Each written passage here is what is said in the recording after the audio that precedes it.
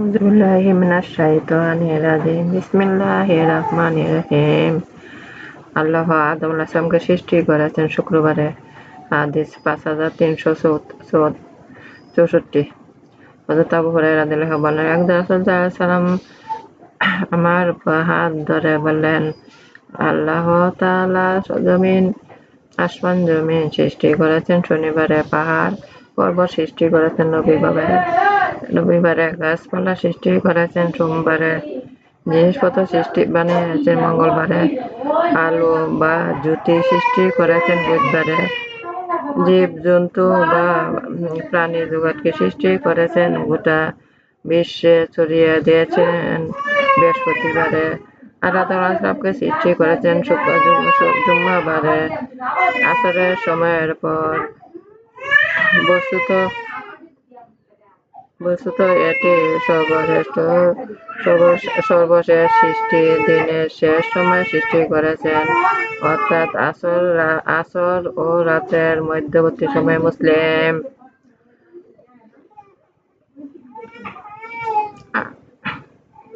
আসমানের ৭টি। হাদিস ৫,৩৬৫। হযরত আবু হুরায়রা রাদিয়াল্লাহু আনহু বলেন, একদিন রাসূল সাল্লাল্লাহু আলাইহি ওয়াসাল্লাম তার সাহাবীগণ বলেছিলেন, এমন সময় এক মেঘখণ্ড উপর দিয়ে পার হলো। রাসূল সাল্লাল্লাহু আলাইহি ওয়াসাল্লাম জিজ্ঞেস করলেন, এটা আনান? এটা জমি শাসনকারী?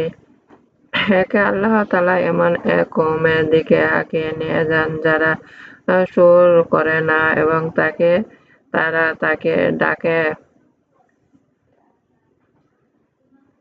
ডাকে না। তারপর হুজুর সাল্লাল্লাহু আলাইহি ওয়াসাল্লাম বললেন, তোমরা কি জানো তোমরা মাথার উপরে কি? তারা বলল, আল্লাহ তাআলা রাসূল ভালো জানেন। তিনি বললেন, এটা রুকি, প্রথম আসমান, যা সুরক্ষিত, ছাদ এবং স্থিরকৃত। তারপর তিনি জিজ্ঞেস করলেন, তোমরা জানো কি তোমাদের এবং আসমান জমিনের মধ্যে দূরত্ব কত? তারা বলল, আল্লাহ তার রাসূল ভালো জানেন। তিনি বললেন, ৫০০ বছরের ব্যবধান। তারপর জিজ্ঞেস করলেন, তোমরা জানো কি তার উপরে কি আছে? তারা বললেন, আল্লাহ তাআলা রাসূল ভালো জানেন। তিনি বললেন, ২খানা আসমান আছে, সেখানে ২খানা, মাঝখানে দূরত্ব ৫০০ বছরের রাস্তা। এমন ভাবে আসমানের সংখ্যা ৭খানা বর্ণনা করলেন এবং প্রত্যেক আসমানের মাঝখানে দূরত্ব জমিনের দূরত্ব সমান এবং ৫০০ বছরের রাস্তা। তারপর তিনি জিজ্ঞেস করলেন, তোমরা কি জানো তার উপরে কি আছে? তারা বললেন, আল্লাহ তার রাসূল অধিক ভালো জানেন। তিনি বললেন, তার উপরে রয়েছে আল্লাহর আরশ। আরশ আসমানের মধ্যখানের ব্যবধান হলো ২ আসমানের ব্যবধানের সমান। তারপর তোমরা জানো কি তার নিচে কি? তারা বলল, আল্লাহ তার রাসূল ভালো জানেন। তিনি বললেন, জমিন। এরপর তিনি জিজ্ঞেস করলেন, তোমরা কি জানো এর নিচে কি? তারা বলল, আল্লাহ রাসূল তার ভালো জানেন। তিনি বললেন, তার নিচে আরেক জমিন, উভয় জমিনের মধ্যখানে ব্যবধান হলো ৫০০ বছরের। এমনকি জমিনের সংখ্যা ৭খানা, তা বর্ণনা করলেন। বললেন, প্রত্যেক জমিন ২, মাঝখানে ৫০০ বছরের ব্যবধান। তারপর বললেন, যে মহান সত্তার কসম, যার হাতে মুহাম্মদ সাল্লাল্লাহু আলাইহি ওয়াসাল্লামের প্রাণ, যদি তোমরা একটি রশি নিচে জমিনের দিকে ঝুলিয়ে দাও, তা অবশ্যই আল্লাহর কাছে পৌঁছাবে। তারপর তিনি কুরআনের এ আয়াতটি পাঠ করলেন, অর্থাৎ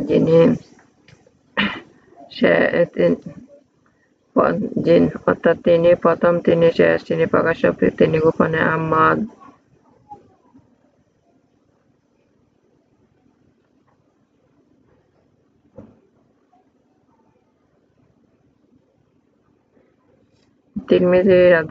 তিরমিজি বলেন, রাসূল সাল্লাল্লাহু আলাইহি ওয়াসাল্লাম এই আয়াত পাঠ করলেন। কথাটি বোঝাতে চেয়েছেন যে কাছে পৌঁছাবে দ্বারা উদ্দেশ্য হলো আল্লাহর জ্ঞান, কুদরত, ক্ষমতা গিয়ে পৌঁছাবে। কারণ আল্লাহ তাআলার জ্ঞান, ক্ষমতা, রাজত্ব সর্বস্থান বেষ্টিত এবং তিনি আরশের উপরে বিরাজমান। যেমন তার পবিত্র কিতাবে তিনি এভাবেই পরিচিতি দান করেছেন।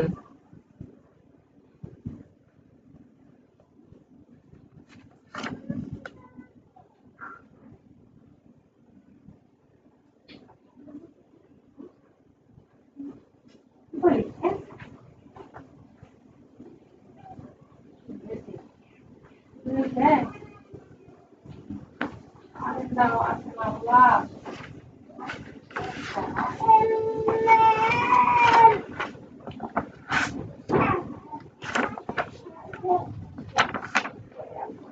সাদা মিশ্রিত জমিনে মানুষকে একত্রিত করা হবে। হাদিস 5176 হযরত সাহল ইবনে সাদ রাদিয়াল্লাহু আনহু বলেন, রাসূল সাল্লাল্লাহু আলাইহি ওয়াসাল্লাম বলেছেন, কিয়ামতের দিন মানব মণ্ডলীকে লাল শ্বেত মিশ্রিত এমন এক সমতল ভূমিতে জড়ো করা হবে যেমন তা সাফাই করা আটার আংটির মতো। সে জমিনে কারো ঘর ইমারতের কোনো চিহ্ন থাকবে না। বুখারী ও মুসলিম।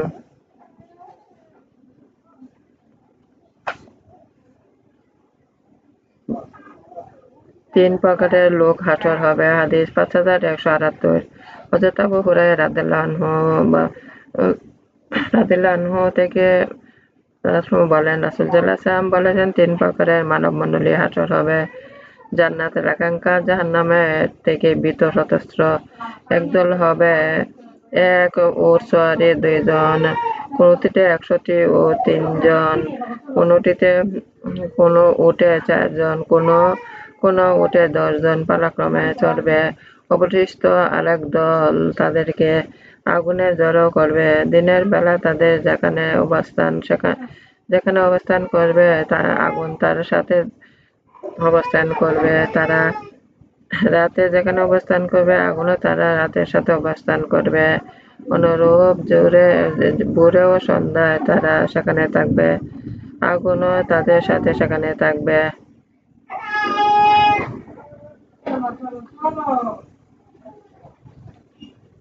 মানুষ নগ্ন শরীরে হাসরের ময়দানে উঠবে। হাদিস 5180 হযরত আয়েশা রাদিয়াল্লাহু আনহা বলেন, রাসূল সাল্লাল্লাহু আলাইহি ওয়াসাল্লাম বলেছেন, বলতে শুনেছি, কিয়ামতের দিন মানুষ নগ্ন দেহে খাতনাবিহীন অবস্থায় সমবেত করা হবে। তখন আমি বললাম, রাসূল সাল্লাল্লাহু আলাইহি ওয়াসাল্লাম, নারী পুরুষ সকলে কি সবাই একজন আরেকজনের লজ্জাস্থান দেখতে পাবে? তিনি বললেন, হে আয়েশা, যে সময়টি এত ভয়ঙ্কর হবে সে কেউ কারো দৃষ্টি দেওয়ার অবকাশ পাবে না। তিরমিজি। কিয়ামতের দিন মানুষ মুখে বর দিয়ে চলবে। হাদিস 5181 হযরত আনাস রাদিয়াল্লাহু আনহু থেকে বর্ণিত, একদিন জৈন ব্যক্তি বলল, হে রাসূল সাল্লাল্লাহু আলাইহি ওয়াসাল্লাম, কিয়ামতের দিন কাফেরদের কিভাবে মুখের উপর বর দিয়ে জড়ো করা হবে? তিনি বললেন, যিনি দুনিয়াতে মানুষকে 2 পায়ে চালিয়েছেন তিনি কি কিয়ামতের দিন তার মুখের উপর বর চালাবার ক্ষমতা রাখেন না? তিরমিজি। আল্লাহ মৃত্যুকে জীবিত করবেন। হাদিস 5175 হযরত আবু সাঈদ রযিন উকাইলি রাদিয়াল্লাহু আনহু বলেন, একদিন আমি বললাম, হে রাসূল সাল্লাল্লাহু আলাইহি ওয়াসাল্লাম, আল্লাহ তাআলা তার সৃষ্টি জগৎকে কিভাবে পুনর্জীবিত করবেন? তার মাখলুকাতের মধ্যে কোন নির্দেশনা আছে কি? তিনি বললেন, আচ্ছা বলো দেখি। করার সময় তোমরা এলাকা কোন বিরাট মাঠের উপর অতিক্রম করনি? তারপরে বৃষ্টি বর্ষণের পর যখন তুমি সে মাঠের উপর দিয়ে অতিক্রম করো, তা বাতাসে দোলায়িত তরতাজা ঘাস ইত্যাদি পরিণত হয়ে যায়? আমি বললাম, হ্যাঁ দেখেছি। এবার রাসূল সাল্লাল্লাহু আলাইহি ওয়াসাল্লাম বললেন, আল্লাহর সৃষ্টি জগৎ এটাই তার বাস্তব নিদর্শন। অনুরূপ ভাবে আল্লাহ তাআলা মৃত্যুকে জীবিত করবেন। হাদিস দুটি রাজিন রিওয়ায়াত করেছেন। কাফেরদের জন্য ব্যস্ত হারাম। হাদিস 5182 হযরত আবু হুরায়রা রাদিয়াল্লাহু আনহু থেকে বর্ণিত, রাসূল সাল্লাল্লাহু আলাইহি ওয়াসাল্লাম বলেছেন, কিয়ামতের দিন হযরত ইব্রাহিম আলাইহিস সালাম তার পিতা আজরের দেখা পাবেন। তখন আজরের চেহারা হবে কাল ধুলাবালি মিশ্রিত। তখন হযরত ইব্রাহিম আলাইহিস সালাম তাকে বলবেন, আমি কি আপনাকে দুনিয়াতে বলেছিলাম না আপনি আমার কথা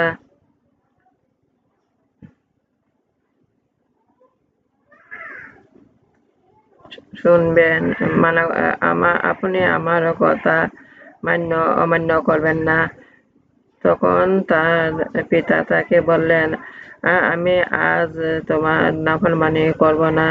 অতঃপর হযরত ইব্রাহিম আলাইহিস সালাম বললেন, হে আমার প্রতিপালক, আপনি আপনার প্রতিশ্রুতি দিয়েছেন যে হাসরের দিন আমাকে লাঞ্ছিত করবেন না, অথচ আজ আমার পিতা আল্লাহর রহম থেকে বঞ্চিত।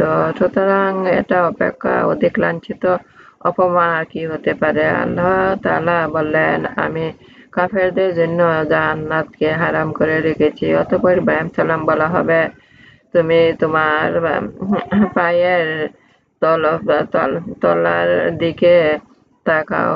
তিনি সেদিকে দৃষ্টি নিক্ষেপ করতে হঠাৎ দেখবে যে তার সামান্য কাদা গোবরে লণ্ডভণ্ড শৃগাল আকৃতির একটি নিকৃষ্ট পশু উপর দাঁড়িয়ে আছে। তাকে তার 4 পা ধরে জাহান্নামে ফেলা হবে। বুখারী। কিয়ামতের দিন সমস্ত মানুষ ঘর্মাক্ত হবে। হাদিস 5183। হযরত আবু হুরায়রা রাদিয়াল্লাহু আনহু বলেন, রাসূল সাল্লাল্লাহু আলাইহি ওয়াসাল্লাম বলেছেন, কিয়ামতের দিন সমস্ত মানুষ ঘর্মাক্ত হয়ে পড়বে, এমনকি ঘাম জমিনের 70 গজ পর্যন্ত ছড়িয়ে যাবে। তা তাদের কর্ণদ্বয় পর্যন্ত পৌঁছাবে, লাগাম পরিণত হবে। বুখারী মুসলিম। কিয়ামতের দিন মানুষ ঘামের মধ্যে ডুবে যাবে। হাদিস 5184। হযরত মিকদাদ রাদিয়াল্লাহু আনহু বলেন, রাসূল সাল্লাল্লাহু আলাইহি ওয়াসাল্লাম বলতে শুনেছি, কিয়ামতের দিন সূর্যকে সৃষ্টিকুলের অতি কাছে দিয়ে দেওয়া হবে, এমনকি তার সূর্যকে সৃষ্টিকুলের অতি কাছে করে দেওয়া হবে, এমনকি প্রায় 1 মাইল ব্যবধান হয়ে যাবে। সুতরাং তখন তার মানব সম্প্রদায় আপন আপন অনুপাতে ঘামের মধ্যে ডুবে থাকবে। কারো ঘাম টাকনি পর্যন্ত, কারো ঘাম হাঁটু পর্যন্ত, কারো ঘাম কোমর পর্যন্ত, কারো লাগাম হয়ে যাবে। কথাটি রাসূল সাল্লাল্লাহু আলাইহি ওয়াসাল্লাম নিজের মুখের দিকে হাত দিয়ে ইঙ্গিত করলেন। বুখারী মুসলিম। কিয়ামতের দিন কাফেরদের কোনো সম্মান থাকবে না। হাদিস 5187। হযরত আবু হুরায়রা রাদিয়াল্লাহু আনহু বলেন, রাসূল সাল্লাল্লাহু আলাইহি ওয়াসাল্লাম বলেছেন, কিয়ামতের দিন খুব মোটা তাজা একদল লোক আসবে, কিন্তু আল্লাহ তাআলা তাদের মর্যাদা মশার পাখার সমানও হবে না। অতঃপর তিনি এর প্রমাণস্বরূপ বললেন, তোমরা এ আয়াতটি পাঠ করো, অর্থাৎ আমি কিয়ামতের দিন কাফেরদের জন্য কোনো সম্মান মূল্য দেব না। বুখারী মুসলিম।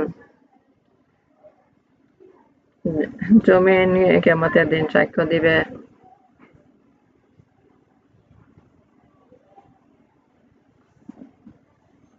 হাদিস 5188। হযরত আবু হুরায়রা রাদিয়াল্লাহু আনহু বলেন, রাসূল সাল্লাল্লাহু আলাইহি ওয়াসাল্লাম এই আয়াতটি পাঠ করলেন, অর্থাৎ কিয়ামতের দিন জমিন তার বৃত্তান্ত প্রকাশ করে দিবে। অতঃপর বলবেন, তোমরা কি জানো?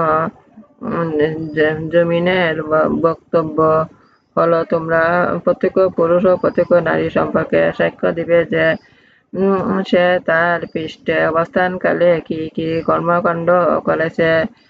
তাই এভাবে বলবে যে অমুক অমুকের কাজটি অমুক দিন করেছে। এটা জমিনের বৃত্তান্ত। আহমদ তিরমিজি। তিনি বলেছেন, হাদিসটি গরীব ও সহিহ। কিয়ামতের মানুষ 3 বার বিভক্ত করা হবে। হাদিস 5190। হযরত আবু হুরায়রা রাদিয়াল্লাহু আনহু বলেন, রাসূল সাল্লাল্লাহু আলাইহি ওয়াসাল্লাম বলেছেন, কিয়ামতের দিন মানুষকে 3 ভাবে একত্রিত করা হবে। একদল আসবে পথপথে, দ্বিতীয় দল আসবে সারিতে, তৃতীয় দল আসবে নিজের মুখের উপর ভর করে। জিজ্ঞেস করা হলো, ইয়া রাসূলুল্লাহ সাল্লাল্লাহু আলাইহি ওয়াসাল্লাম, তারা নিজেদের চেহারার উপর ভর করে কিভাবে চলবে? তিনি বললেন, নিশ্চয়ই তাদেরকে পথ যুগল চালিত করতে পারে। তিনি তাদেরকে চেহারার উপর ভর দিয়ে চলাবার ক্ষমতাও রাখেন। তোমরা জেনে রাখো, তারা নিজেদের মুখের উপর চলাকালে প্রতিটি টিলা, টঙ্কর, কাটা, কোটা ইত্যাদি থেকে আত্মরক্ষা করে চলবে।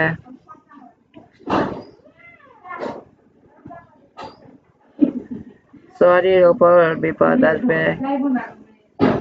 কিয়ামত চোখের সামনে। কিয়ামতের দিন হিসাব নিলে সে ধ্বংস হবে। হাদিস 5193। হযরত আয়েশা রাদিয়াল্লাহু আনহা থেকে বর্ণিত, রাসূল সাল্লাল্লাহু আলাইহি ওয়াসাল্লাম বলেছেন, কিয়ামতের দিন যার হিসাব নেওয়া হবে সে ধ্বংস হবে। হযরত আয়েশা রাদিয়াল্লাহু আনহা বলেন, আমি বললাম, আল্লাহ তাআলা কি খাঁটি মুমিনদের সম্পর্কে এটা বলেননি? অচিরে তার কাছ থেকে সহজ হিসাব নেওয়া হবে। উত্তরে তিনি বললেন, সেটা হলো শুধু পেশ করা মাত্র, কিন্তু যার হিসাব পূর্ণরূপে যাচাই করা হবে সে ধ্বংস হবে। আল্লাহ প্রত্যেকের সাথে কথা বলবেন। হাদিস 5194। হযরত আদি ইবনে হাতেম রাদিয়াল্লাহু আনহু বলেন, রাসূল সাল্লাল্লাহু আলাইহি ওয়াসাল্লাম বলেছেন, তোমাদের মধ্যে এমন কেউ নেই যার সাথে তার প্রভু কথাবার্তা বলবেন না। তার সাথে প্রভুর মধ্যখানে কোনো দুভাষী এমন কোনো পর্দা থাকবে না যা তাকে আড়াল করে রাখবে। সে তার ডানে তখন প্রেরিত আমল ছাড়া কিছুই দেখতে পাবে না, আবার বামে তাকাবে, তখনও পূর্বে প্রেরিত আমল ছাড়া কিছুই দেখতে পাবে না, আর সামনের দিকে তাকালে দোজখ তার কিছু দেখতে পাবে না, যা একবার চেহারা সামনে উপস্থিত। সুতরাং কেজুলের বিনিময়ে হলেও দোজখ থেকে বাঁচার চেষ্টা করো। বুখারী ও মুসলিম। আল্লাহর কুদরতের বাজুতে মুমিনরা ঢাকা থাকবে। হাদিস 5195। হযরত ইবনে ওমর রাদিয়াল্লাহু আনহু রাসূল সাল্লাল্লাহু আলাইহি ওয়াসাল্লাম বলেছেন, কিয়ামতের দিন আল্লাহ তাআলা মুমিনদের নিজের কাছাকাছি করবেন এবং আল্লাহ তাআলা নিজের বাজুর উপরে রেখে তাকে ডেকে দিবেন। অতঃপর আল্লাহ যে বান্দা বলবে, আচ্ছা বলো দেখি, এ গুনাহটি তুমি করেছ, এ গুনাহটি তুমি অবগত আছো কি? সে বলবে, জি হ্যাঁ, আমার রব, আমি অবগত আছি। শেষ নাগাদ একটি করে তার কৃত কর্মের গুনাহ স্বীকৃতি সে আদায় করবেন। এদিকে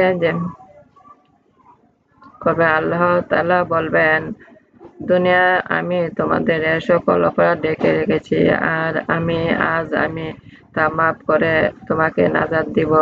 অতঃপর তাকে নেকি আমলনামা দেয়া হবে, আর কাফের মুনাফিকদের সব সৃষ্টিকুলের সামনে আনা হবে। উচ্চস্বরে এ ঘোষণা হবে, এরা যারা আপন পরওয়ারদিগার বিরুদ্ধে মিথ্যা আরোপ করত, জেনে রাখো, এ সকল জালিমদের উপর আজ আল্লাহর লানত।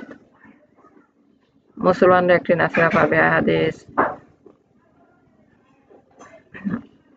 5196। হযরত মুসা রাদিয়াল্লাহু আনহু বলেন, রাসূল সাল্লাল্লাহু আলাইহি ওয়াসাল্লাম বলেছেন, যখন কিয়ামতের দিন আসবে তখন আল্লাহ তাআলা প্রত্যেক মুসলমানদের একটি করে ইহুদি নাসারা প্রদান করবে। অতঃপর বলবে, এটা দোজখ থেকে তোমার নিষ্কৃতির বিনিময়ে মুসলিমরা কিয়ামতের দিন সাক্ষ্য দিবে। হাদিস 5197। হযরত আবু সাঈদ খুদরী রাদিয়াল্লাহু আনহু বলেন, রাসূল সাল্লাল্লাহু আলাইহি ওয়াসাল্লাম বলেছেন, কিয়ামতের দিন হযরত নূহ আলাইহিস সালামকে উপস্থিত করা হবে। তাকে জিজ্ঞাসা করা হবে, তুমি কি আমার হুকুম আহকাম মানুষের কাছে পৌঁছেছিলে? তিনি বলবেন, হ্যাঁ, পৌঁছেছিলাম, হে আমার প্রভু। তখন উম্মতগণ জিজ্ঞাসা করা হবে, তিনি কি তোমাদের আমার হুকুম আহকাম পৌঁছে দিয়েছিলেন? তারা বলবে, আমাদের কাছে কোনো ভীতি প্রদর্শন আসেনি। তখন নূহ আলাইহিস সালামকে বলা হবে, তোমার সাক্ষী আছে কি? উত্তরে নূহ আলাইহিস সালাম বলবেন, মুহাম্মদ সাল্লাল্লাহু আলাইহি ওয়াসাল্লাম এর উম্মত তার উম্মতেরা। রাসূল সাল্লাল্লাহু আলাইহি ওয়াসাল্লাম বলেন, তখন তোমাদের উপস্থিত করা হবে এবং তোমরা সাক্ষ্য দিবে যে অবশ্যই নূহ আলাইহিস সালাম তার উম্মতের কাছে আল্লাহর বাণী পৌঁছে দিয়েছিলেন। অতঃপর রাসূল সাল্লাল্লাহু আলাইহি ওয়াসাল্লাম আয়াতটি পাঠ করলেন, অর্থাৎ এভাবে আমি তোমাদের একটি মধ্যপন্থী উত্তম রূপে প্রতিষ্ঠিত করেছি, যা তোমরা মানব জাতির সাক্ষী হতে পারো, আর রাসূল সাল্লাল্লাহু আলাইহি ওয়াসাল্লাম তোমাদের জন্য সাক্ষী হন। বুখারী। আমার নামাজ, আমার উপাসনা, আমার জীবন, আমার মন সব আল্লাহরই। আমি আল্লাহর কাছে আত্মসমর্পণ করেছি। হে আমার রব, আমাকে আল্লাহর আনুগত্য বানান, রাসূলের আনুগত্য বানান, আল্লাহর উপদেশ পালন করার শক্তি দান করুন, দুনিয়া আখিরাতে কল্যাণ দান করুন, দোজখের অগ্নি হতে আমাদের রক্ষা করুন। আমার প্রিয় নবী হযরত মুহাম্মদ সাল্লাল্লাহু আলাইহি ওয়াসাল্লামের রাসূল আমাদের জীবনে গুনাহ ক্ষমা করুন। হে আমাদের রব, দুনিয়া কাতে ফিতনা হতে আমাদের রক্ষা করুন হে আমাদের রব। দুনিয়া কাতে ফিতনা হতে আমাদের রক্ষা করুন হে আমাদের রব। দুনিয়া কাতে ফিতনা হতে আমাদের রক্ষা করুন হে আমাদের রব। গুনাহ দেনা হতে আমাদের রক্ষা করুন হে আমাদের রব। গুনাহ ও দেনা হতে আমাদের রক্ষা করুন হে আমাদের রব। গুনাহ ও দেনা হতে আমাদের রক্ষা করুন। কল্যাণ হাতে আমাদের বের করুন, কল্যাণ হাতে আমাদের দাখিল করুন। আপনার সাহায্য শক্তি আমাদের দান করুন। আল্লাহ আমার অভিভাবক, আল্লাহ আমার অভিভাবক, আল্লাহ আমার অভিভাবক, আল্লাহ আমার অবলম্বন, আল্লাহ আমার অবলম্বন, আল্লাহ আমার অবলম্বন। আমার ভিডিওগুলো আপনি একটু বেশি করে শেয়ার করুন। গুরুত্বপূর্ণ হাদিসগুলি আছে, আপনি একটু ভালো করে শুনুন, নিজে শুনুন, অন্যকে শোনার সহযোগিতা করুন, বেশি করে সাবস্ক্রাইব করুন, বেশি করে শেয়ার করুন।